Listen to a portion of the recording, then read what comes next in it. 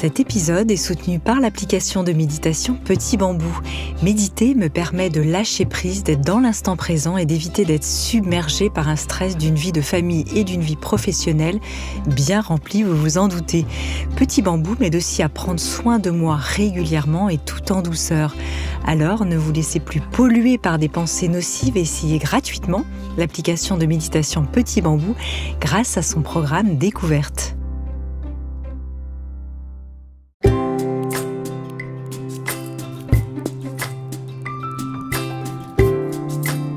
Bienvenue dans la saison 4 de Métamorphose. Chaque semaine, je vous invite à la découverte de sujets lumineux avec des personnalités qui portent une voix d'éveil des consciences. Métamorphose, le podcast qui éveille la conscience. Par Anne Guéquière, tous les lundis et jeudis, dès 7h.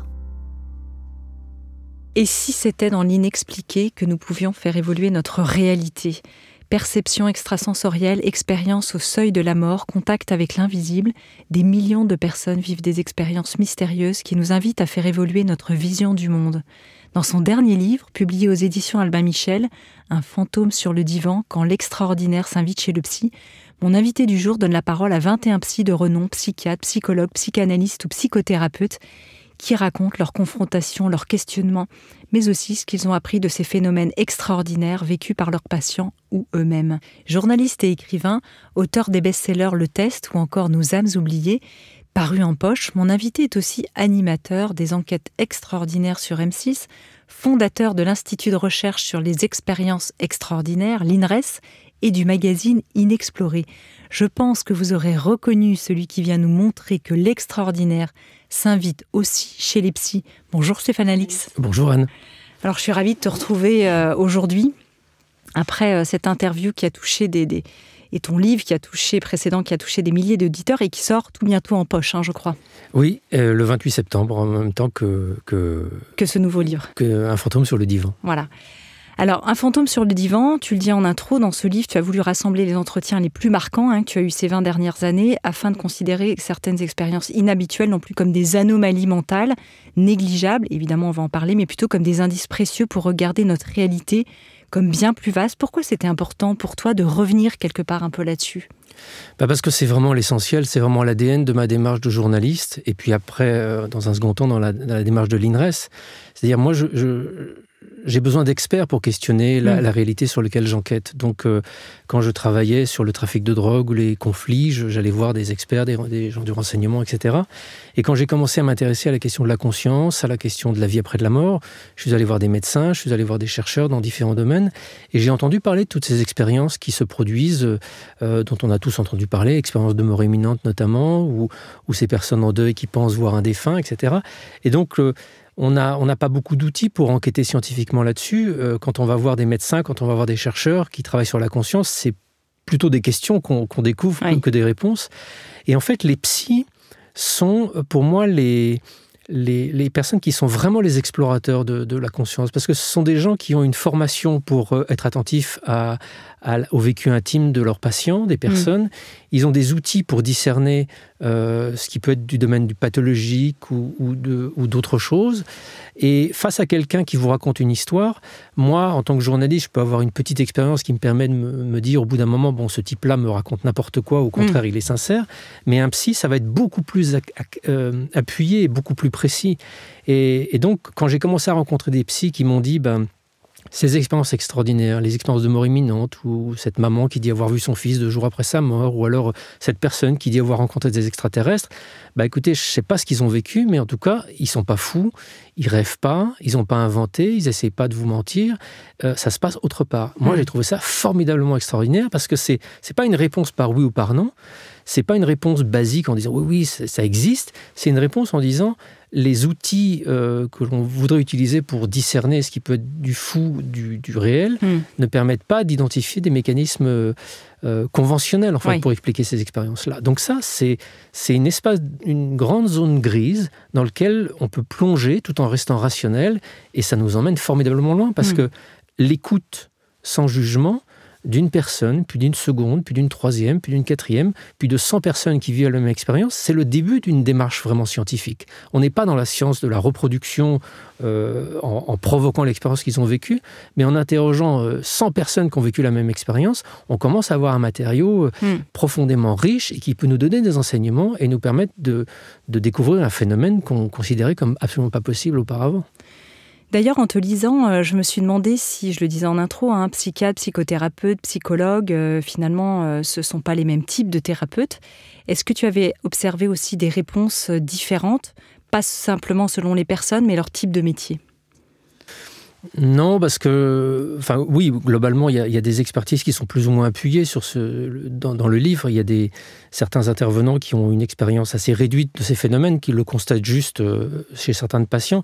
Et puis, tu en as d'autres qui se sont vraiment plongés dedans pour essayer de les comprendre et qui ont dédié leur vie à l'exploration. Je pense à Bruce Greyson, qui est un psychiatre américain, qui est un des pionniers de la recherche sur les expériences de mort imminente. Lui, ça fait 30 ans qu'il travaille dessus. Mais globalement, tous, en fait, témoignent de quelque chose d'assez identique, c'est l'absence d'explication conventionnelle. C'est marrant, c'est quelque chose auquel on ne prête absolument pas attention dans notre monde. On vit en se disant que toutes ces histoires sont des histoires de fous, un peu rigolotes, pas vraiment sérieuses, pas vraiment solides. Mais dès qu'on va questionner quelqu'un qui, a priori, est outillé pour dire si oui ou non cette question, ces expériences sont réelles ou pas réelles, ils vous disent tous que il y a quelque chose d'intriguant, il y a quelque chose qui dérange, il y a quelque chose qui n'est pas explicable avec les outils, que ce soit les outils de la psychologie, de la psychothérapie ou de la psychiatrie. Ça a plus trait en fait à quelque chose qui est un point commun des 21 personnes qui sont dans ce livre, c'est leur envie d'écouter. Leur envie d'écouter. On peut être psychiatre, psychologue ou psychothérapeute complètement borné, ou on peut être curieux, ouvert et laisser l'inattendu se présenter dans son cabinet. Et c'est ce qui caractérise ces 21 personnes. En préparant ton interview, Stéphane, j'en ai discuté avec un ami qui est psychiatre, psychothérapeute, et qui me disait que, en fait, lui, en tant que soignant, finalement, il se posait pas trop la question de la véracité parce qu'il voyait que ça pouvait être réparateur chez certaines personnes, dans le cadre, par exemple, de contact avec des défunts.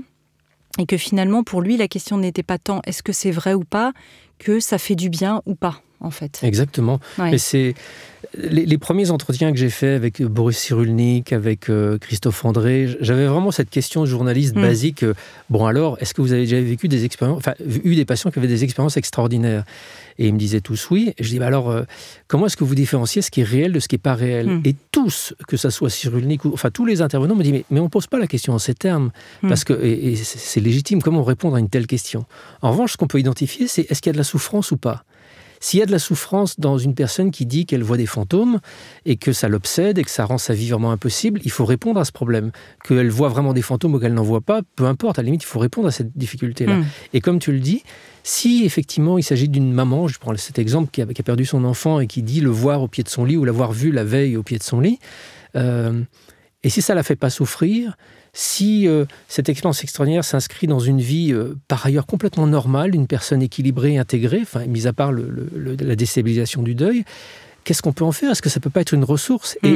Et ça, c'est vraiment quelque chose qui est clé, c'est-à-dire que non seulement de façon extrêmement arbitraire et un peu irrationnelle, on considère que tout cet extraordinaire ne fait pas partie de notre réalité, et chose encore plus idiote, on ne s'en sert pas quand ça arrive dans une vie pour effectivement aider à traverser un deuil ou à traverser des moments de vie, parce que ça peut être des ressources. Oui, et ça c'est quand même un des grands questionnements de ce livre, je te l'ai dit hors antenne, moi qui m'a absolument passionnée dans cette compréhension aussi de nos mécanismes et de notre psyché, c'est où est la frontière ? Qu'est-ce que la normalité ?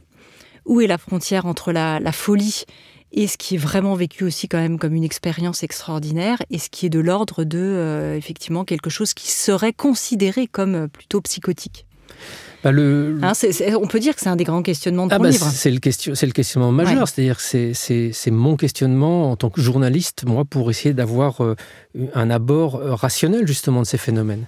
Et en fait, en psychologie ou en psychiatrie, on utilise un terme qui s'appelle le diagnostic différentiel, qui permet, à travers un certain nombre de dispositifs d'écoute et même pour la psychologie de certaines grilles d'évaluation, d'essayer de cerner un petit peu l'état psychologique de la personne. Et ces outils, c'est pas des baguettes magiques qui vont te dire cette personne a vraiment vécu quelque chose de réel et puis cette personne n'a pas vécu quelque chose de réel. Mais ce diagnostic différentiel permet en fait d'entendre la personne dans toute sa complexité et de voir si l'expérience extraordinaire en elle-même est simplement la partie émergée d'un iceberg psychotique, c'est-à-dire d'une personne qui dysfonctionne à tous les niveaux de sa vie, qui n'a pas de travail, qui n'est pas intégrée, qui ne fait pas la différence entre ce qui est réel pour les autres et réel pour elle. Ça permet de différencier ce type de personne d'une autre qui, elle, va avoir une expérience inexpliquée dans sa vie, ou 2, ou 3, ou 4, ou 5, mais qui va parfaitement être consciente que c'est incongru, que c'est pas normal, qui ne va pas prendre...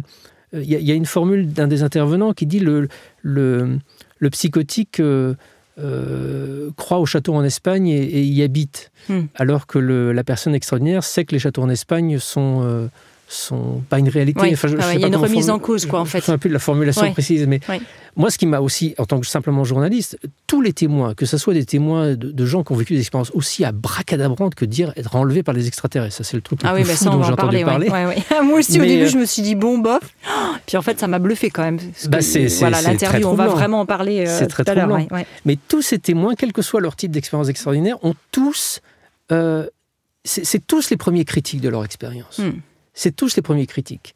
Alors que le psychotique, lui, il va essayer de te convaincre qu'il a raison et il ne se rend même pas compte qu'il peut dire des trucs complètement délirants. Alors que la personne qui va te raconter une histoire en apparence délirante va dire « Bon, je sais que ça paraît complètement fou, mais c'est ce que j'ai vécu. » C'est ce que Christophe Fauré, qui est psychiatre et qui fait de l'accompagnement de fin de vie, il raconte cet épisode souvent, il le raconte dans l'interview, d'une dame qui va voir en fin de vie sur le lit de l'hôpital et la patiente a l'air tout à fait rayonnante, mais regarde dans un coin de la pièce et dit à Christophe, « Docteur, est-ce que je peux vous poser une question ?» Et Christophe lui dit « Bien sûr. Est-ce que vous croyez que je suis folle? Est-ce que vous me trouvez folle ?» Et Christophe lui dit « Non. Parce qu'il faut que je vous dise, je vois mon mari dans la pièce. » Voilà, donc cette personne, elle est en fin de vie, elle vit une expérience qui concerne plus d'une personne sur deux en fin de vie, c'est-à-dire qu'elle voit des personnes présentes dans sa chambre d'hôpital ou dans son environnement proche, qui peuvent être des personnes de sa famille. Là, en l'occurrence, c'était son mari qui était décédé. Une personne sur deux, quand même. Hein. Ah oui, c'est beaucoup plus que ça, même. Beaucoup plus que ça. Tous les témoins, tous les personnes en soins palliatifs vont te dire qu'elles vivent ça quasiment quotidiennement, quoi. Mais voilà, cette personne voit son mari, mais elle a parfaitement conscience que c'est pas normal. Enfin, que c'est pas normal selon les canons de notre société. Donc elle prend la précaution de dire au médecin bon, je vois quelque chose, mais je conçois que c'est bizarre. Alors que le psychotique, lui, il va être complètement dans une dynamique différente. Il va être déjà extrêmement instable. Il va essayer de convaincre le médecin qu'il y a vraiment quelque chose dans la pièce. Voilà, on est dans un fonctionnement. Les psychiatres utilisent ce mot. Est-ce que la personne est capable de fonctionner ou pas? Et fonctionner, ça veut dire voilà, avoir une capacité de discernement, avoir une capacité de remise en question, avoir une capacité de vivre par ailleurs une vie de famille, une vie professionnelle. Et en fait, si on rencontre quelque chose d'extraordinaire chez une personne qui fonctionne normalement, c'est là où il y a quelque chose de vraiment intéressant parce qu'il n'y a aucun terrain psychotique qui peut permettre l'émergence de cette expérience. Sachant qu'un des curseurs aussi, qui est très bien décrit dans ton livre à travers les interviews, c'est aussi, et tu en as déjà parlé, de la souffrance. Effectivement, la souffrance vécue. Alors ça, c'est plus délicat à évaluer parce que beaucoup d'expériences réelles, entre guillemets, peuvent aussi conduire à beaucoup de souffrance. Je prends le cas des expériences de mort imminente. Dans notre société, on fait un peu comme ça quand on a un examen assez partiel, enfin... rapide. Voilà, quand on a un examen un peu rapide de ces expériences, on en fait une espèce de truc un peu angélique. La lumière, c'est génial, on voit la lumière, le tunnel, l'amour. Mais en fait, ces expériences déstabilisent énormément ceux qui les vivent, celles et ceux qui les vivent. Et vivre une expérience de mort imminente ne veut pas dire que du jour au lendemain, vous allez avoir tout d'un coup une vie épanouie et que votre vie va être facile. Ça déstabilise tout parce qu'on revient dans cette réalité, on revient dans ce monde, on revient dans cette matérialité avec ses enjeux, ses challenges, ses compromis à faire. Donc une expérience de mort imminente peut aussi conduire à beaucoup de souffrances existentielles derrière et d'autres types d'expériences. L'expérience de perception extrasensorielle où je connais et j'ai interrogé beaucoup de médiums ou beaucoup de personnes qui ne font pas cette profession de médium, mais qui ont des capacités qui sont de cet ordre. Et c'est une souffrance, c'est compliqué à gérer de commencer à entendre ce qui se passe dans la tête des gens, à voir des choses qui ne sont pas là. Surtout quand on n'a pas forcément choisi, entre guillemets. Surtout qu'on n'a pas choisi, et surtout quand on vit dans une société qui nous dit que tout ça est faux, tout ça n'existe pas, et qu'on ne peut pas en parler, et que si on en parle, on est immédiatement catégorisé comme fou. Donc on n'a aucune ressource pour essayer d'accompagner un peu ça. Il y a une des psychologues, Patricia Serin, qui est une des membres du réseau de l'INRES, qui travaille notamment sur les enfants. Les enfants sont encore plus que les adultes sujets à ce type de perception extrasensorielle, parce qu'ils ont une sensibilité accrue. Leur cerveau n'est pas totalement encore structuré comme une forteresse comme nous, les adultes. Ouais. Et on ne sait pas où ranger ça. Et les enfants ne savent pas où ranger ça. Donc, parfois, un enfant peut être envahi par des perceptions, parce qu'il voit des choses dans sa chambre, il voit des choses autour de lui. Mais il suffit simplement de lui expliquer, de converser avec ces personnes qui voient ou ces entités qui voient pour leur dire « foutez-moi la paix, je suis trop petit ». Oui, des choses aussi basiques que si c'était un humain normal, vivant, qui entrait dans sa chambre, à qui il pouvait s'adresser pour dire « j'ai pas envie maintenant, je suis en train de jouer ». Rien que des choses aussi basiques que ça, si elles pouvaient être dites, ça pourrait déjà soulager énormément de souffrance des personnes qui vivent ce type d'expérience. Oui, là tu parles des enfants sentinelles, on en reparlera peut-être. C'est vrai qu'avant d'arriver là, peut-être se poser la question aussi du psy qui est capable d'accompagner ça. Et là, il y a quand même un peu des warnings aussi à mettre autour de ça. C'est-à-dire qu'il y a certains de tes psys que tu interroges qui disent attention, parce que parfois dans ces mondes invisibles ou dans ces expériences, il y a aussi des charlatans qui peuvent vous emmener là. Et faire attention à toujours se tourner vers un thérapeute compétent. Évidemment, pour moi, c'est un impératif. On vit dans une société qui, parce qu'elle a exclu de sa réalité tous ces phénomènes, ouvre la porte elle-même au charlatanisme et aux dérives sectaires, parce qu'effectivement, quand on n'a personne vers qui se tourner et qu'on vit des choses bizarres, on peut tomber sur forcément pas les bonnes ressources. Et, Pierre Corret qui en parle, Oui, Pierre Corret qui est décédé, lui il sait maintenant, il est de l'autre côté, mais effectivement c'est un des entretiens qui m'a le plus marqué, parce que lui c'est quand même une personne qui a une expérience formidable de ces phénomènes.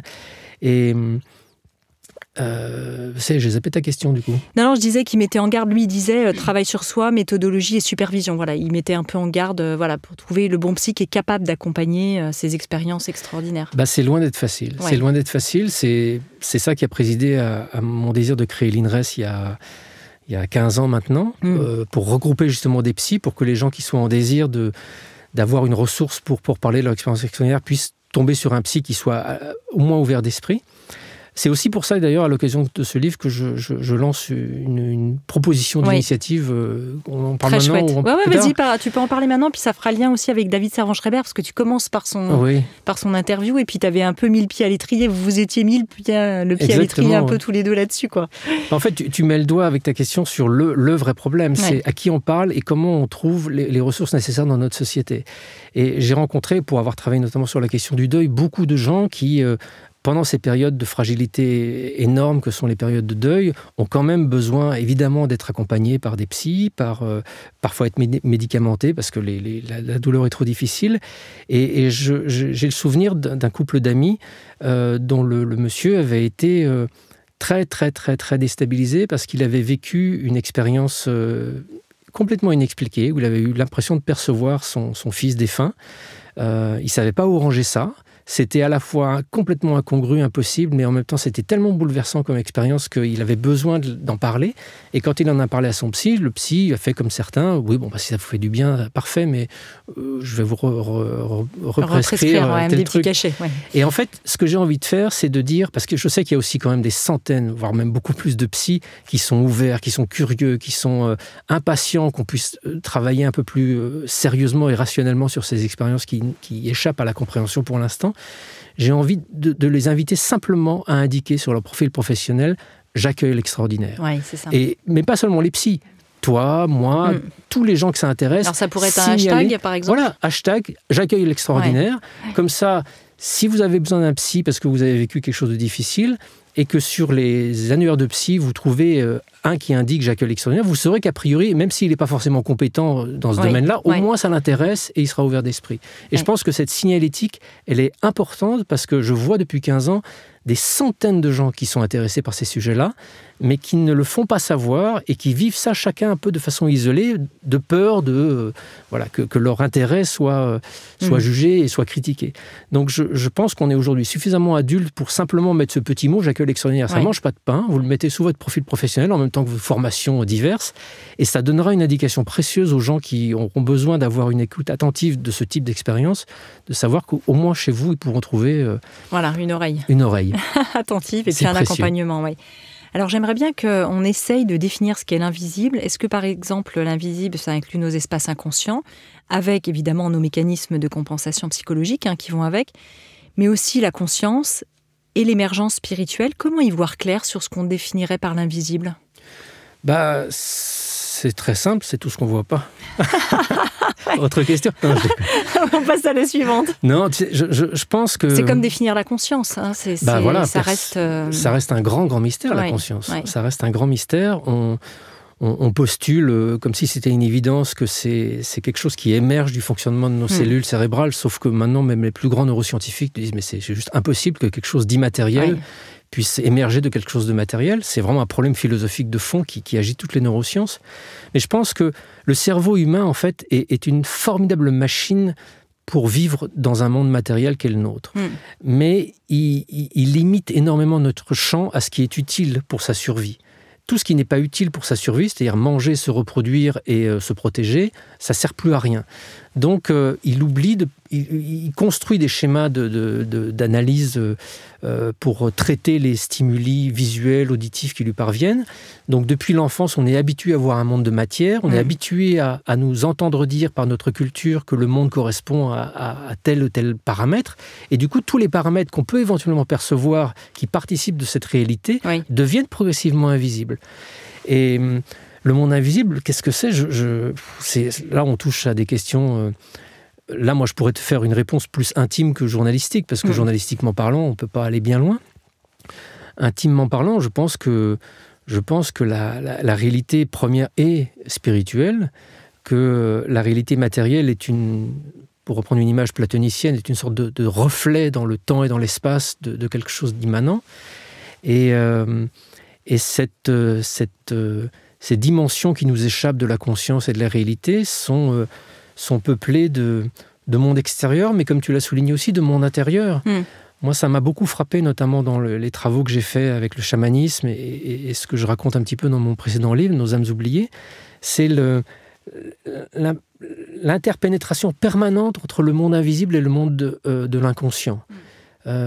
C'est très, très difficile de distinguer les deux. Pour moi, le monde invisible est une réalité. Il est peuplé d'entités, de forces, d'esprits, de défunts. Il est d'une vastitude infinie.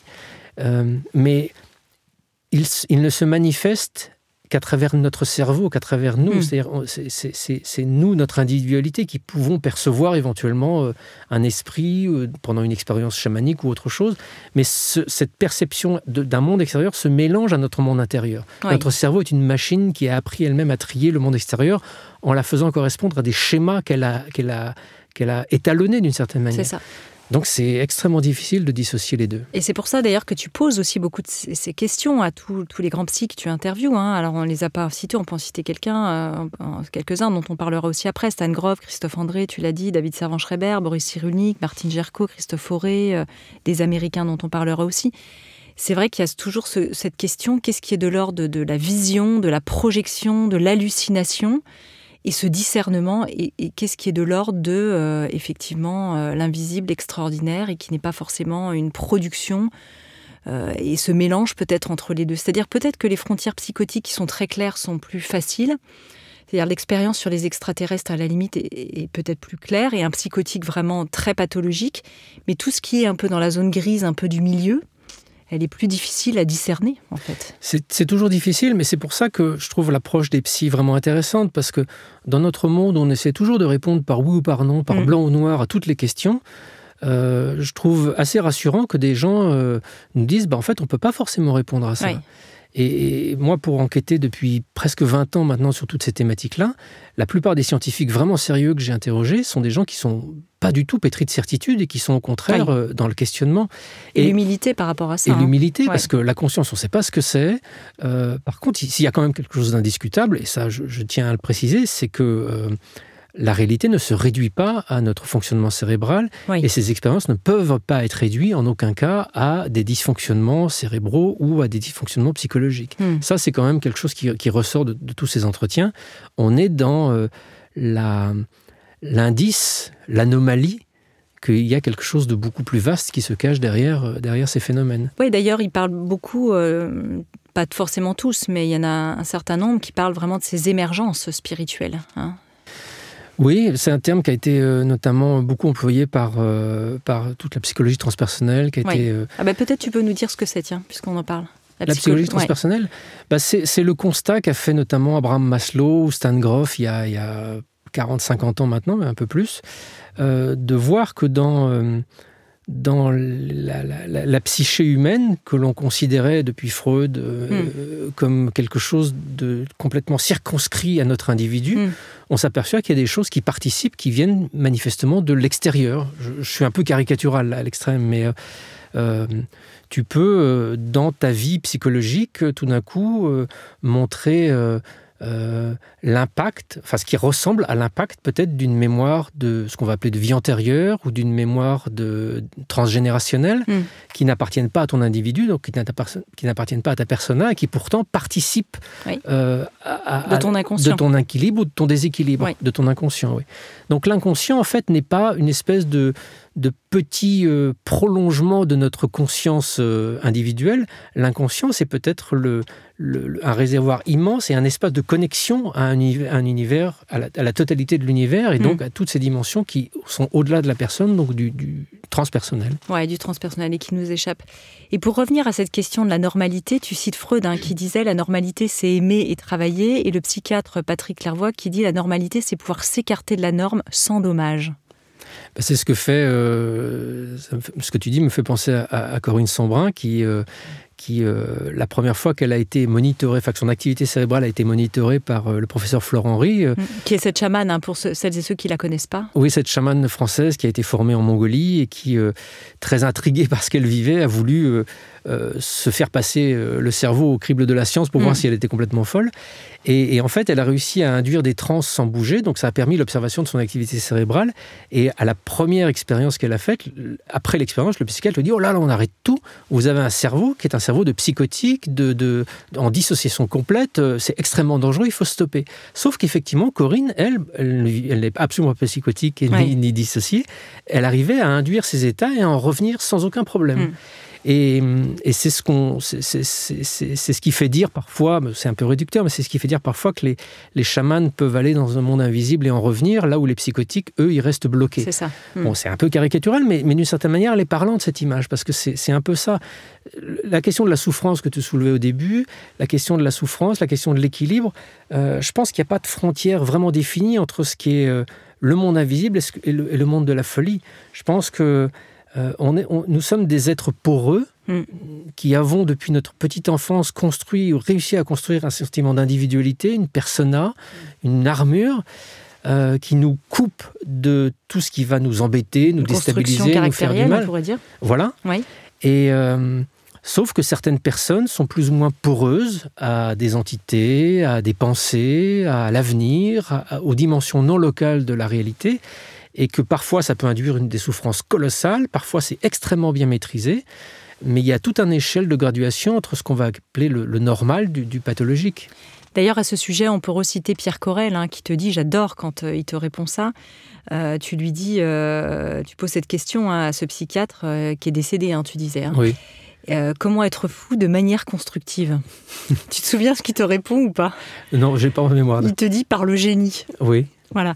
Donc c'est vraiment en fait cette idée de cette folie. En fait, il faut qu'elle soit au service de quelque chose qui puisse apporter en fait quelque chose peut-être d'un peu de rationnel et de construit pour le monde. Est-ce que ce serait ça sa réponse? Voilà, de revenir comme tu dis. Oui, alors c'est une belle réponse. Maintenant, effectivement, j'ai quand même travaillé avec beaucoup de psy et il ne faut pas non plus perdre de vue que la souffrance psychique est une souffrance insurmontable. Je crois que c'est Pierre qui dit lui-même que il voit plus de souffrance chez un psychotique qui arrive à l'hôpital que chez un accidenté de la route cassé en 1000 morceaux.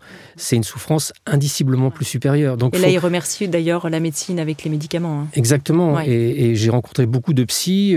Je pense aussi à Serge Tribolet, qui n'est pas dans ce livre, mais qui était un psychiatre et à la fois philosophe. Ils ont beau être tous ouverts de manière plus ou moins graduelle à l'invisible.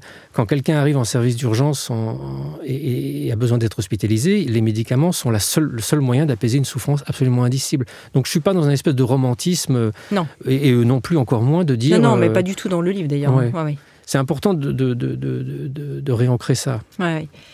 Non, mais c'est vrai que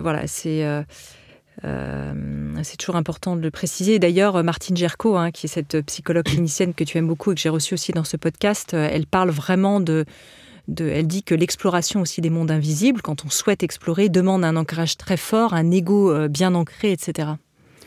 Oui, parce que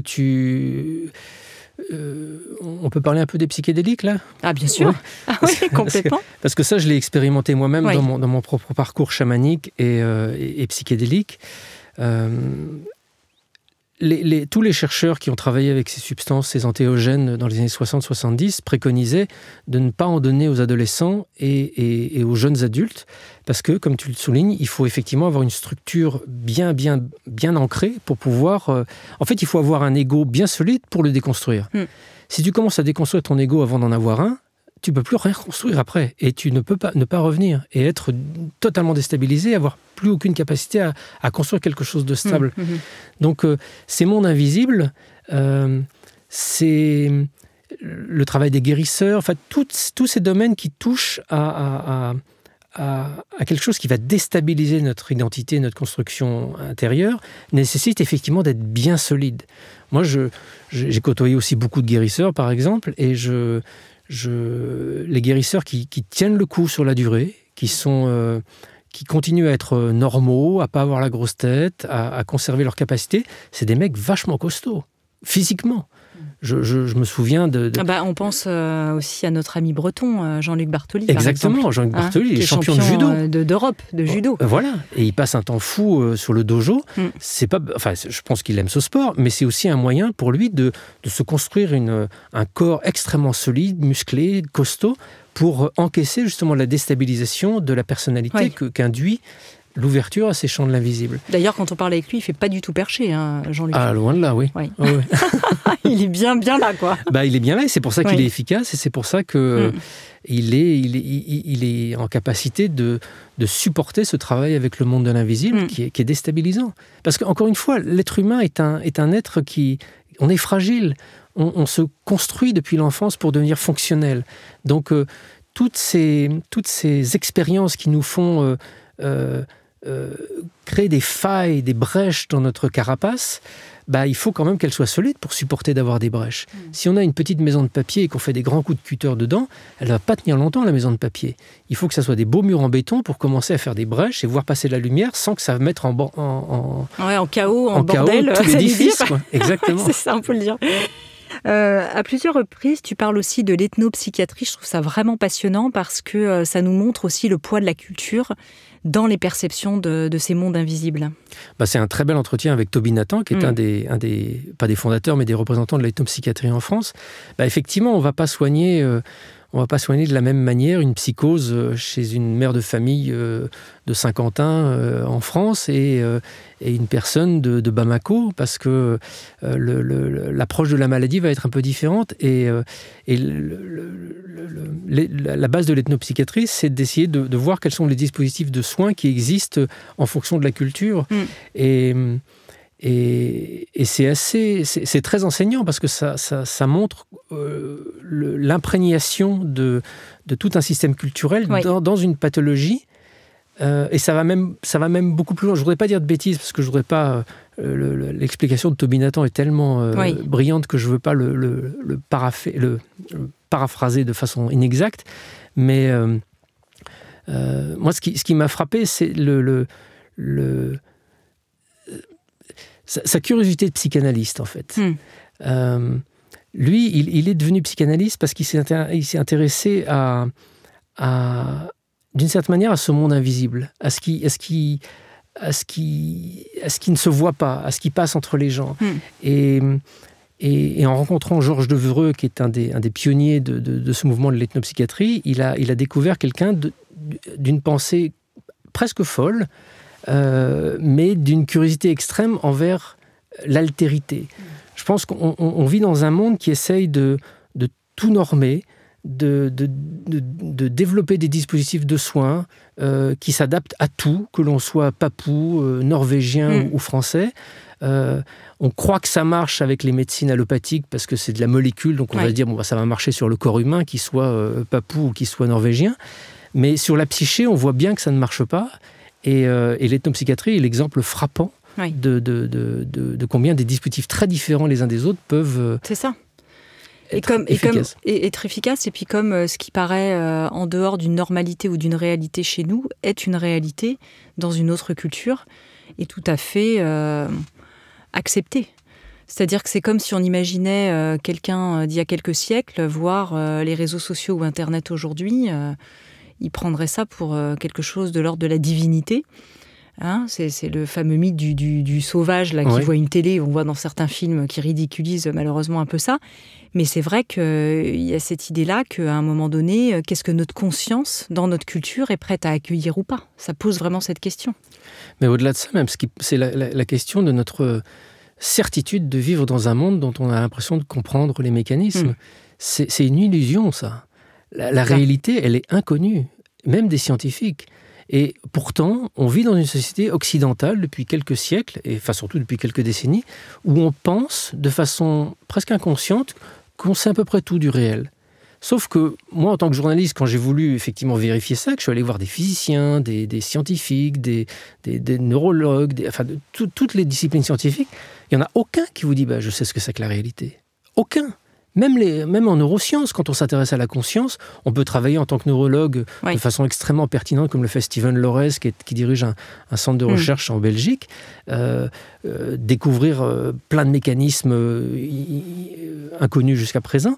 Mais quand je lui demande ce que c'est que la conscience, il dit j'en sais rien. Personne ne sait ce que c'est que la conscience. Donc le réel, la physique quantique nous a permis de comprendre il y a presque un siècle qu'on n'était pas en capacité de connaître le réel, parce que c'est vraiment l'essence de la physique quantique. Ceux qui vous disent, d'ailleurs les physiciens vous disent, si vous croyez avoir compris la physique quantique, c'est que vous n'avez rien compris.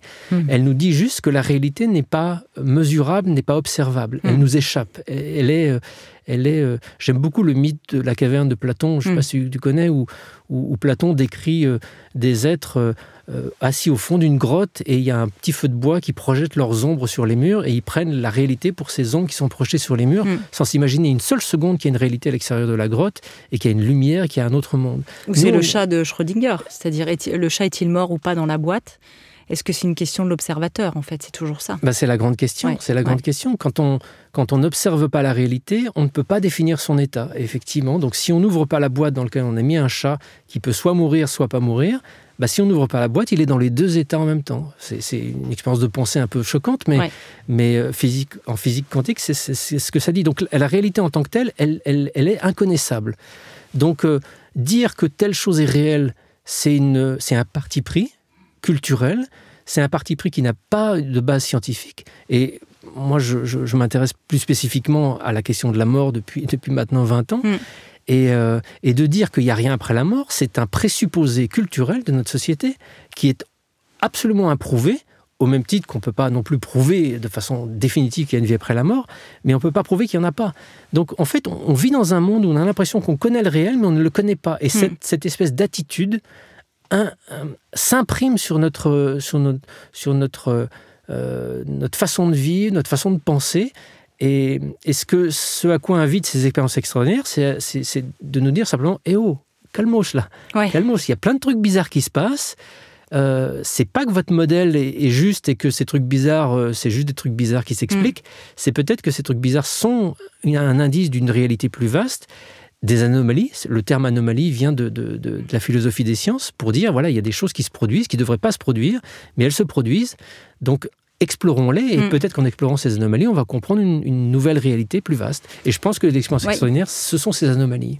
Et encore, on parle d'anomalies parce que nous, on ne les comprend pas avec nos codes et notre norme. Mais en réalité, est-ce que c'est pas finalement une norme qu'on n'a pas encore perçue complètement ?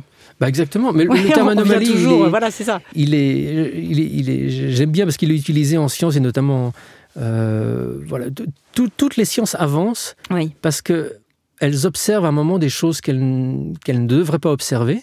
Donc, quand une communauté scientifique observe quelque chose qui ne devrait pas être observé, comme par exemple, il y a quelques siècles, des pierres qui tombaient du ciel. Une anomalie, des pierres ne tombent pas du ciel. Donc la majorité des scientifiques te disent non, ça n'existe pas, les paysans qui ont vu des pierres tomber du ciel sont juste des types bourrés, qui ont dit n'importe quoi. Et puis tu en as quand même un ou deux qui se disent mais c'est bizarre quand même, je vais aller interroger ces témoins, etc. Et cette anomalie de ces pierres qui tombaient du ciel devient en fait une norme de la cosmologie plus tard, en disant oui, ça s'appelle des météorites, et ça s'explique parfaitement, c'est le mouvement du cosmos, etc.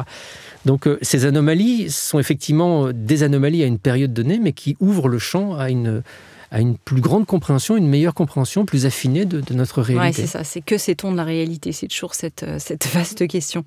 Ce qui est troublant, on parlait un peu des enfants tout à l'heure et j'avais dit qu'on reviendrait dessus, c'est justement ces perceptions chez les enfants où il y a beaucoup moins de filtres que chez les adultes. Et là, il y a deux axes dans ton livre qui est l'intelligence préverbale, dont parle Cyrulnik, et les perceptions corporelles. Et puis ces enfants sentinelles qui sont évoqués par la psychologue pour enfants et psychothérapeute Patricia Serin, c'est ça ? Et donc ce qui est intéressant, je trouve, c'est de voir que dans ces expériences-là, on n'est pas dans j'essaye de me rassurer peut-être avec quelque chose. Souvent les enfants, là, si tu peux raconter l'anecdote, je crois que c'est Patricia Serin qui est avec un enfant en fait dans son cabinet et je crois qu'il voit le défunt de Patricia Serin, c'est ça ? Non, ça c'est c'est une autre. C'est Isabelle Célestin Lopiteau qui est en supervision avec une de ses psychologues. Et effectivement, sa psychologue est très désarçonnée parce qu'elle travaille avec un petit garçon. Et le petit garçon lui dit au décours de la séance, je vois ton papa. Et la psychologue, au début, alors raconte-moi, décris-moi ce que tu vois. Et là, le problème, c'est que le petit garçon décrit quelque chose que le papa lui dit, qui était un détail vraiment précis et qui ne peut pas être deviné comme ça par hasard par le gamin. Et ça a totalement déstabilisé la psy, donc on le comprend. Oui. Et du coup, la psy a demandé à sa superviseuse, qui est donc Isabelle Célestin Lopiteau, qui est une des psys interviewées dans le livre, on dit mais qu'est-ce que je fais avec ça, moi ? Je fais quoi avec ça ? Et effectivement, on ne sait pas quoi faire avec ça. On ne sait pas quoi faire. Oui, parce que là, on n'est pas simplement dans je vais accompagner une croyance et peut-être que s'il voit des fantômes, tant mieux pour lui. Là, c'est vraiment, il ne pouvait pas savoir, il ne pouvait pas avoir l'information. Là, il ne pouvait pas avoir l'information. Ouais. C'est ça que j'aime bien dans ces expériences, c'est que parfois, elles sont impalpable, on n'a pas moyen. Moi, je suis journaliste, donc j'ai toujours besoin de vérifier des trucs. Donc, effectivement, si quelqu'un me dit je vois des morts, je dis ok, donne-moi des éléments précis, détaillés, que je vais pouvoir vérifier pour savoir s'il y a une chance par hasard que tu aies deviné ou si c'est au contraire extrêmement. Et là, ce petit garçon, mais j'ai rencontré plein d'enfants comme ça qui. Je me rappelle pendant le tournage d'Enquête extraordinaire sur M6, il y avait un petit garçon que sa mère à un moment surprend en train de trifouiller une prise électrique. Elle s'alarme, elle dit non mais t'inquiète pas, papa il est en train de m'expliquer. Et le papa était décédé quelques mois auparavant. Et le garçon entretenait un dialogue assez régulier avec son papa. Pourquoi est-ce qu'elle les appelle les enfants sentinelles, ces enfants-là ? Parce que Patricia... Là, on revient sur Patricia Serin, du coup, oui. Parce que Patricia Serin, de par sa position de psychologue spécialisée sur les enfants, voit de plus en plus d'enfants... De plus en plus, ah oui. Oui, elle le souligne. Qui ont vraiment des perceptions élargies, qui ont vraiment cette sensibilité. Et on est à des années-lumière. Elle explique très très bien d'ailleurs le distinguo entre enfants, entre amis imaginaires, parce que voilà, ce qu'on dit souvent, voilà, si les enfants racontent voir des trucs, c'est un ami imaginaire. Elle explique très très clairement la fonction de l'ami imaginaire et que ces perceptions-là ne peuvent pas être assimilées à ce type de phénomène. Et que l'enfant imaginaire est chouette, d'ailleurs, dans la construction de l'enfant. Elle ne dit pas que c'est des enfants qui sont fous parce qu'ils ont un enfant imaginaire, mais ce n'est pas la même chose. Oui, exactement. C'est vraiment un processus psychologique de construction de l'enfant, l'ami imaginaire. Et ça, effectivement, ça ne fait intervenir absolument aucun monde invisible. Mais les perceptions dont parle Patricia chez ses patients et qui évoquent aussi plein d'autres psys, c'est vraiment des perceptions d'une autre nature qui sont, pour des enfants, beaucoup la perception de défunts dans leur famille ou de défunts dans les lieux dans lesquels ils habitent. Mais j'ai même connu ça avec ma fille. Moi, je me souviens d'une fois où je suis allé coucher ma fille qui devait avoir, je sais pas, 6 ou 7 ans à l'époque. Je suis rentré dans sa chambre, je me suis assis sur son lit, comme je faisais tous les soirs, pour discuter un petit peu. Et à un moment, j'ai vu ses yeux suivre quelque chose derrière moi. Et je connais ma fille très très bien, elle me faisait jamais ce genre de truc. Et elle m'a dit, mais je viens de voir passer un monsieur avec une moustache et une fille. Et j'ai vu dans ses yeux qu'elle n'était pas effrayée, mais elle était extrêmement interloquée. Et je suis papa, et je sais très bien quand les enfants jouent, ou racontent des bobards, ou sont dans ce type de... Là, j'ai vu qu'elle était choquée, surprise, et qu'elle venait de vivre quelque chose de complètement inattendu. C'est arrivé une fois. Ah, c'est troublant. Pour les parents aussi, d'ailleurs. C'est déstabilisant pour les parents parce qu'ils ne savent pas quoi faire. Et effectivement, et Patricia donne beaucoup de... En fait, les réponses sont très simples, en fait. Il faut sortir ces expériences de l'espace extraordinaire dans lequel on les place. C'est normal. Il ne faut pas les surinvestir non plus. Et je vois, par contre, malheureusement, beaucoup de parents qui surinvestissent leurs enfants parce que tout d'un coup, les enfants semblent avoir une perception particulière. Ils en font des enfants élus, médiums ou je ne sais quoi. Non, il faut replacer ça dans une forme de normalité. C'est normal. Si un enfant voit des choses et que ça ne le dérange pas, faut pas forcément le questionner là-dessus tous les jours en lui disant « Alors, tu as revu des trucs ?» Parce que ça va... Là, ça peut alimenter quelque chose qui peut évoluer vers pas de la souffrance, mais un déséquilibre psychique. Et si ça l'embête, il faut lui dire adresse-toi à eux. Dis-leur que t'es trop petit, t'as pas envie, qu'ils reviennent plus tard, tu fais autre chose. Exactement comme quand un enfant est en train de jouer et qu'il y a une personne qui rentre dans la pièce qui va le déranger, il va être capable de lui dire « je suis en train de jouer, revenez plus tard ». C'est exactement ce qu'il faut faire. C'est ça. Ma fille, quand elle était toute petite et quand je la dérangeais, elle était très concentrée quand elle jouait, comme beaucoup d'enfants. C'est l'esprit absorbant dont a parlé Maria Montessori. Elle lui disait « t'es pénible ». Elle avait 3 ou 4 ans. Mais voilà, il faut leur dire ça, « t'es pénible ». Voilà, exactement. Au fantôme. T'es pénible, tu t'en vas. Alors, plusieurs psys parlent aussi d'un voile qui se déchire et qui permet d'accéder à d'autres réalités. C'est vraiment cette observation du mystère à l'œuvre. Notamment, je crois que c'est avec Stan Grof.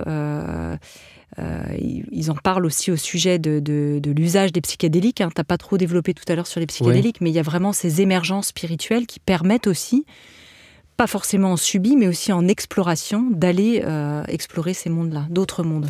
Stan Grof, effectivement, il y a un très long entretien avec lui. C'est un des pionniers extraordinaires, cet homme. Il a plus de 90 ans aujourd'hui. Il a utilisé notamment le LSD au milieu des années 50, quand il était en République tchèque à l'époque. Il est d'origine tchèque. Il est médecin psychiatre. Et en fait, le LSD venait d'être... inventé peu de temps auparavant, et le laboratoire Sandoz en envoyait à des équipes psy, parce que justement, on a l'impression que les états provoqués par cette substance étaient similaires aux des états vécus par les psychotiques. Donc Sandoz disait, essayez ça et voyez quelle passerelle on peut faire avec la psychiatrie. Donc Stan a essayé les psychédéliques à cette époque-là et a découvert, avec une expérience de transcendance absolue, et il a développé par la suite, c'était avant que ces substances soient interdites, au début des années 60, il a développé notamment des outils thérapeutiques formidables d'accompagnement de fin de vie avec des personnes cancéreuses notamment. Il ne s'agissait pas de donner du LSD tout le temps à un malade, il s'agissait juste de faire une séance, une session avec la substance, avec un accompagnement thérapeutique à côté, qui permet aux personnes de passer des blocages, de passer des peurs, et de vraiment dénouer on va peut-être pas partir sur la thérapie psychédélique, mais ça a été un outil qui a été formidablement prometteur. Et puis il y a eu l'interdiction milieu des années 60, plus liée à des questions politiques que thérapeutiques, a priori. Et aujourd'hui, on revient à ça. Il y a des centres de recherche à Londres, aux États-Unis, en Europe, qui travaillent sur la substance, parce que ce soit LSD, MDMA, psilocybé, les champignons, ce sont des outils qui peuvent être d'une aide formidable sur les questions de dépression, de stress post-traumatique, d'addiction beaucoup. Et qui ne sont pas des drogues, qui sont des psychotropes. Et qui sont classés comme des drogues, mais qui n'ont strictement rien à voir avec la cocaïne ou l'héroïne, qui, elles, sont des drogues néfastes, dangereuses, addictives, et qui apportent strictement rien, sinon la mort, quoi. Par contre, on redit quand même que ces substances, effectivement, pour l'instant, sont interdites. Elles sont interdites à la consommation. Ouais, en France. Alors en Thaïlande, ça vient d'être légalisé. San Francisco, la semaine dernière, il y a un mois de ça, vient de légaliser la psilocybine. La psilocybine pour usage thérapeutique. Ouais, j'ai appris ça, effectivement. Ça avance. On parlait quand même de Stan Grof, et qui ensuite est parti sur la respiration holotropique. Parce que lui, dans cette thérapie transpersonnelle, c'est important d'accompagner ces crises, ou soit ces crises effectivement de contact avec l'invisible, ou d'émergence spirituelle, et de les accompagner, pourquoi pas, avec ces thérapies transpersonnelles. Et que c'est important d'aller au bout du processus. C'est quand même ce qu'il dit, je crois. On est vraiment dans cette psychiatrie qui n'essaye pas d'éteindre le symptôme comme on le fait dans notre société, mais de voir quel est le message du symptôme et de plonger dans ce symptôme. Et la respiration holotropique est une technique de respiration et d'hyperventilation qu'il a développée avec sa femme Christina peu de temps après que le LSD ait été interdit, pour essayer de reproduire des effets d'état modifié de conscience d'une puissance un peu équivalente. Et effectivement, cette technique est utilisée aujourd'hui par beaucoup de psychothérapeutes, et notamment en France, et elle permet d'induire des états modifiés de conscience très forts qui font sauter les verrous, en fait. Oui, c'est ça. Et l'émergence spirituelle, c'est faire sauter les verrous de notre armure sans qu'on le veuille, et pas au moment où on le voudrait. Donc c'est déstabilisant, ça peut conduire parfois même à des déséquilibres extrêmement profonds, voire à des internements. Je suis sûr qu'il y a des gens dans les hôpitaux psychiatriques français qui sont en émergence spirituelle parce qu'il y a quelque chose qui est en train de s'ouvrir, mais comme il n'y a aucun patient qui est capable de faire une lecture de ça, effectivement on essaie d'éteindre ce symptôme qui est dérangeant, parce que quand ça arrive, ça dérange. Alors que la méthodologie je suis extrêmement caricatural et réducteur là dans mes propos, mais la méthode développée par Grof et par la psychologie transpersonnelle invite au contraire à plonger dans ces symptômes et à aller au fond de ça. Bien accompagné, toujours pareil. Bien accompagné, toujours, voilà. Il ne s'agit pas, c'est pas du développement personnel à faire en un week-end, c'est de la thérapie, c'est un travail d'une vie. Une émergence spirituelle, c'est pas juste un truc qui arrive comme ça pour se marrer, pour vivre un truc pendant une semaine. C'est le nœud d'une vie. Tu vois, c'est dans le parcours qui a été le mien, moi j'ai vécu des moments intenses forts, j'ai éprouvé le besoin de partir explorer le chamanisme, je sentais qu'il y avait quelque chose qui n'était pas équilibré au fond de moi. À force de ne pas l'explorer, ça s'est progressivement transformé en maladie auto-immune. Et puis arrivé à un moment où tout a explosé et j'ai compris l'origine et la source de ce manque, de ce malaise profond. Mais j'ai 54 ans aujourd'hui, c'est un travail très très long. Tu sais, je pense que dans notre société occidentale qui a envie d'éteindre les symptômes, d'atteindre l'éveil en un week-end de développement personnel et que tout aille vite, et on consomme la spiritualité. On consomme la spiritualité comme on consomme de la bouffe, comme on consomme d'autres produits de consommation, alors que pour moi, ce qui ressort de ces expériences, c'est la présence dans nos vies, tout au long de notre vie, de notre naissance à notre mort, d'autres dimensions qui peuvent avoir un impact positif ou déséquilibrant sur notre santé physique, psychique. Cette réalité-là, elle est présente, voilà, tout au long de notre existence. Toi, tu as le sentiment, justement, puisque tu parles de toi, que sans l'aide des psychédéliques, tu n'aurais pas eu cette émergence. Alors, est-ce qu'on peut parler d'émergence spirituelle, ou en tout cas de découverte de ce qui t'est arrivé, dont on a effectivement parlé dans le podcast que tu as fait sur ton livre, dont tu parles dans ton livre, Nos âmes oubliées, sans cette aide-là? Je sais pas. Ouais. Je sais pas. Je pense qu'il existe aujourd'hui en psychothérapie beaucoup d'outils très musclés qui permettent de faire sauter des blocages. Et les blocages de l'amnésie traumatique que j'avais étaient effectivement très, très costauds. Moi, il s'est avéré que c'est en suivant une thérapie assistée par champignons que tout d'un coup, mais sans que je le cherchais, je ne suivais pas cette thérapie parce que je soupçonnais quelque chose. Je faisais cette thérapie juste parce que j'avais envie d'aller voir de l'autre côté. Pour comprendre. Pour comprendre.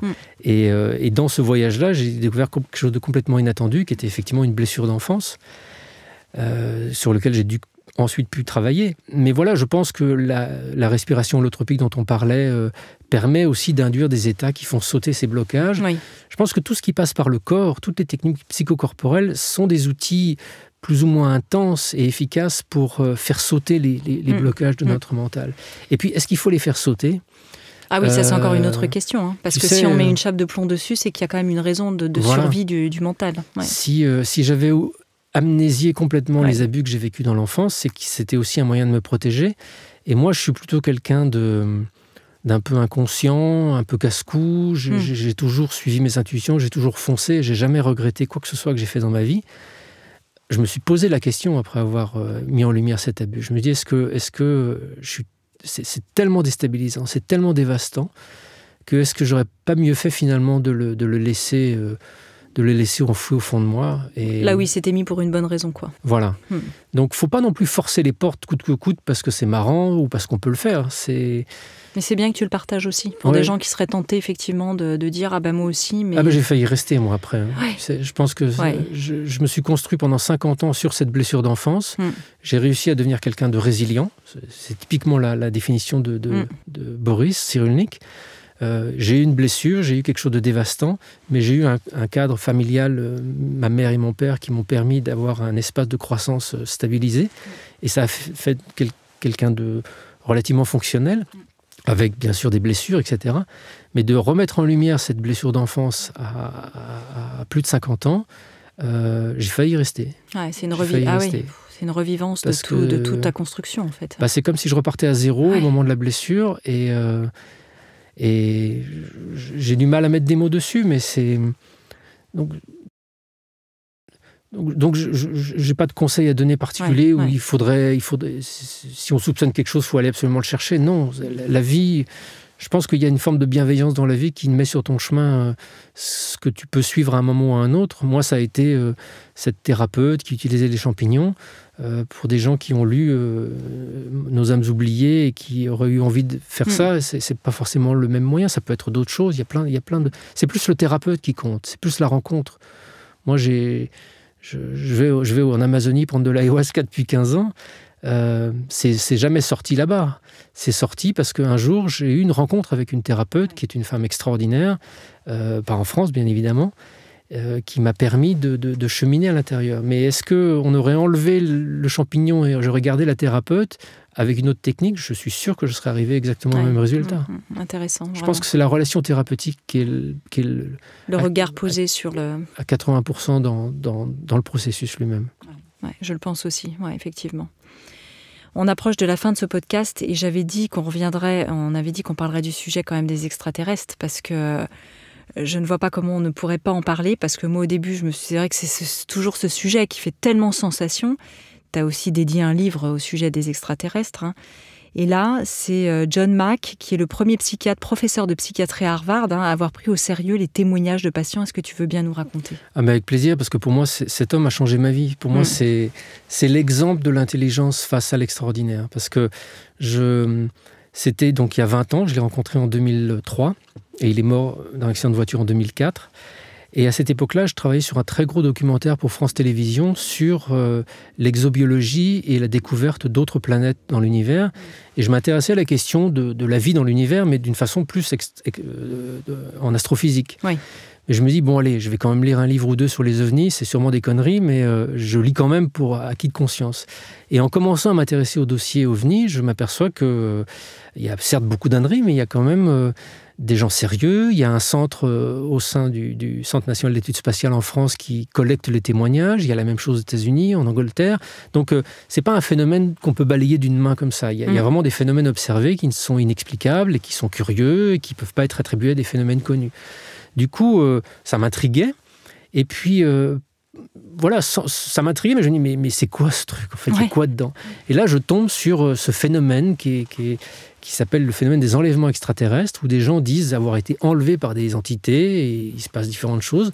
Et là, je me dis, non, ça, c'est vraiment too much, quoi. Je peux pas, ce genre de choses. C'est trop gros, quoi. Sauf que, un jour, dans une librairie, je tombe sur un livre de John Mack, et en le retournant, je découvre qu'effectivement, il est prof à Harvard. Je me dis, bon, soit ils sont complètement fous à Harvard, soit il y a quelque chose. Donc, j'ai vraiment je me dis, je veux rencontrer ce mec-là.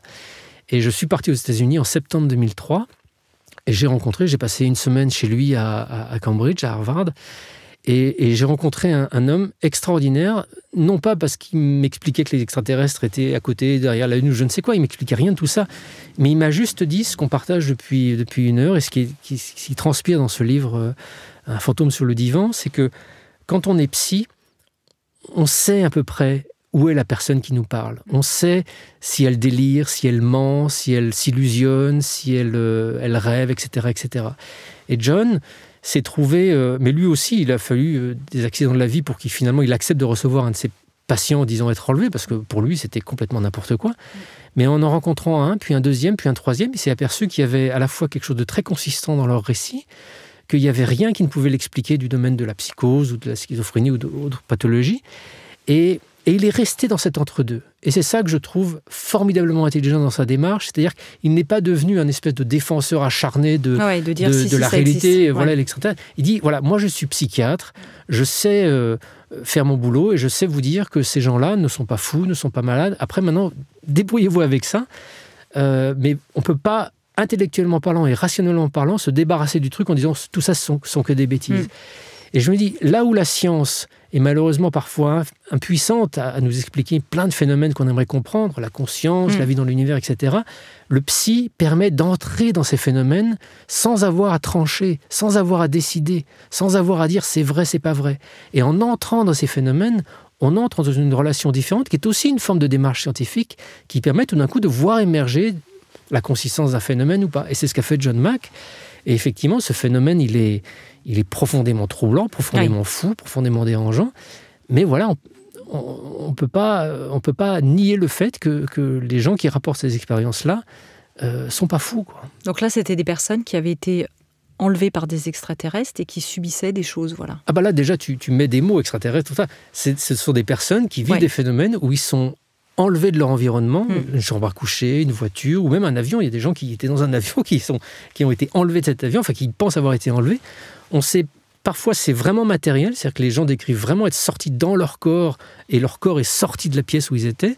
Parfois c'est de manière plus immatérielle, comme s'il y avait une espèce de porosité de la matière pour cette réalité. Et effectivement, ils sont confrontés à des entités qui sont de différentes natures. Il y en a qui sont petits avec des grands yeux, comme on voit dans les films. Il y en a qui sont plus grands. Il y a différentes formes d'entités. Les relations sont... Moi, je suis un peu plus circonspect sur le détail des récits. Je ne suis pas allé trop dedans parce que c'est tellement too much parfois que il est indiscutable d'attester de la sincérité et de l'absence de pathologie dans ces récits, mais il est plus contestable d'adhérer au détail des récits. Je ne veux pas être insultant pour les expérienceurs ou les témoins qui ont vécu ça. Je ne suis pas en train de dire qu'ils inventent tout, hein, ce n'est pas du tout mon propos. Mais c'est compliqué de savoir... je pense que c'est une rencontre avec une altérité radicale. Donc, notre cerveau n'est pas outillé pour comprendre une altérité radicale. Donc notre cerveau, je pense, reconstruit des trucs au retour de l'expérience pour essayer de remplir le vide. Ouais, et puis coller une forme de réalité inconnue. Ouais. Et ce phénomène lui-même, ce phénomène extraterrestre peut-être, enfin non humain, joue aussi avec nous et participe peut-être dans une forme de camouflage. Enfin, là, je rentre dans des interprétations, c'est purement spéculatif, ce que je suis en train de dire. Moi, ce qui m'a uniquement frappé chez ma rencontre avec John Mack, c'est ça, c'est qu'un prof parmi les plus réputés des États-Unis, prof de psychiatrie, récompensé par un prix Pulitzer, qui a fait l'effort intellectuel d'écouter des gens sans commencer à vouloir immédiatement les catégoriser, a permis de mettre en évidence que ces phénomènes ne pouvaient pas s'expliquer simplement de façon conventionnelle. Et ça, je trouve ça formidable. Et si, comme tous les psys de ce livre sont dans cette même démarche, et si tous les psys faisaient ça, on aurait une capacité d'explorer ces phénomènes invisibles d'une façon prodigieuse. Oui. Alors, on n'oublie pas le hashtag que tu vas redonner, du coup.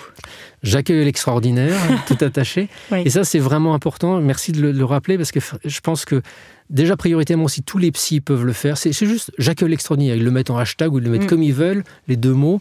J'accueille l'extraordinaire pour que quelqu'un en deuil, quelqu'un qui a vécu une EMI, quelqu'un qui a besoin d'aide, parce que voilà, ces expériences, comme on l'a rappelé au début de l'entretien, elles sont peut-être pas liées à des phénomènes psychologiques, mais elles peuvent avoir des incidences psychologiques. Elles peuvent créer de la souffrance, du déséquilibre. Et ces gens ont besoin d'être accompagnés. Donc, en mettant ça, parce que vous avez lu plusieurs livres sur les EMI, ou parce que vous vous intéressez à ces sujets, ou parce que vous considérez que c'est intéressant, indiquez-le sur vos profils professionnels. Comme ça, les gens qui vous appelleront, certaines personnes, ça les aidera vraiment beaucoup, beaucoup. Oui, et puis le fait d'être accompagné alors qu'on se pose des questions sur si est-ce que c'est réel ou pas et d'être entendu peut aussi faire du bien. Alors que sinon, elles peuvent provoquer de la souffrance quand elles ne le sont pas, effectivement. Exactement, mais il ne faut pas non plus imaginer qu'on va aller chercher une réponse ou si réel ou pas. Le psy, il ne va pas être là pour vous dire ce que vous dites est vrai. Non, mais effectivement, je me suis mal exprimée. Mais en tout cas, l'idée, c'est de dire, si quelqu'un voit, par exemple, un défunt et que ça lui fait du bien, de pouvoir être entendu dans le fait que ça lui fasse du bien. Voilà, tout simplement. C'est précieux. Je citais l'exemple d'une maman qui a perdu son fils pendant les attentats du 13 novembre, que j'avais interviewé, qui est dans mon livre qui s'appelle « Après ». Cette maman, elle a vu son fils une dizaine de jours après l'attentat, elle l'a vu apparaître dans sa chambre. C'était à la fois totalement impossible dans son paradigme, mais en même temps tellement intense et tellement réel qu'elle s'est dit « mais qu'est-ce qui se passe ?» Et elle en a parlé à son psy, et son psy, il a eu l'attitude formidable de dire « je ne sais pas de quoi il s'agit, mais je sais que vous n'êtes pas folle. » Et ça, rien que ça ouvre déjà un champ extraordinaire. Il ne s'agit pas de dire, oui, c'est votre fils, il vit après la mort, il se passe ça après la mort. Il n'en sait rien, le psy. Aucun psy pourra... Enfin, moi, je serais plutôt méfiant d'un psy qui commence à m'expliquer ce qui se passe après la mort. Mais en revanche, voilà, de dire, vous n'êtes pas toute seule, plein de gens vivent ça, vous n'êtes pas folle, c'est déjà précieux, extrêmement précieux. Très bien, c'est très réconfortant en tout cas. Un immense merci, Stéphane Alix, merci à toi, d'être revenu faire un grand tour là, dans Métamorphose. Je rappelle le titre de ton livre, Un fantôme sur le divan, quand l'extraordinaire s'invite chez le psy, aux éditions Albin Michel, dans lequel on peut retrouver toutes ces passionnantes interviews et bien plus encore de tous les sujets qu'on a abordés aujourd'hui. Et puis peut-être reparler de Nos âmes oubliées qui sort au livre de poche aussi à peu près à la même période. Oui, ce livre vraiment particulier. Avec ces deux actus, dont on a reparlé aussi du coup dans cet entretien. Exactement. Avec évidemment émotion. Merci à toi Stéphane. Merci Anne. Si vous avez aimé ce podcast, n'hésitez pas à lui donner 5 étoiles sur Apple Podcast et surtout abonnez-vous pour ne manquer aucun épisode. Découvrez mes invités en avant-première sur Instagram à l'adresse Métamorphose Podcast et abonnez-vous aussi gratuitement dès maintenant à la newsletter Métamorphose pour être au courant de nos conférences, ateliers et de nos dernières actualités. Pour ça, rendez-vous sur notre nouveau site www.métamorphosepodcast.com. Métamorphose, le podcast qui éveille la conscience. Par Anne Guéquière, tous les lundis et jeudis, dès 7h.